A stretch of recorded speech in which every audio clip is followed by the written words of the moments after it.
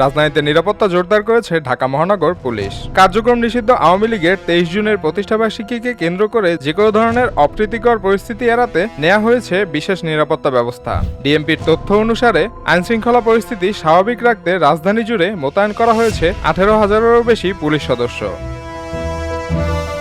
নিরাপত্তা পরিকল্পনার অংশ হিসেবে নগরীর 200টিরও বেশি গুরুত্বপূর্ণ ও কৌশলগত স্থানে স্থাপন করা হয়েছে বিশেষ পিকেট ও চেকপোস্ট। পাশাপাশি রাজধানীতে প্রবেশের প্রধান পথগুলোতে বাড়ানো হয়েছে তল্লাশি কার্যক্রম। সন্দেহভাজন ব্যক্তি ও যানবাহন তল্লাশি করে প্রয়োজনীয় তথ্য যাচাই করছে আইনশৃঙ্খলা বাহিনী।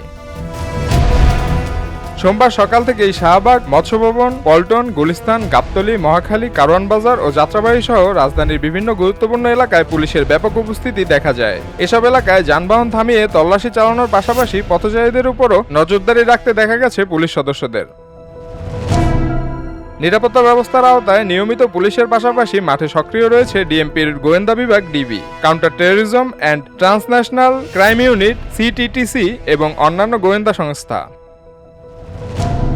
যে কোনো জরুরি পরিস্থিতি দ্রুত মোকাবেলার জন্য রাজধানীর বিভিন্ন এলাকায় প্রস্তুত রাখা হয়েছে 15টি কুইক রেসপন্স টিম বা কিউআরটি।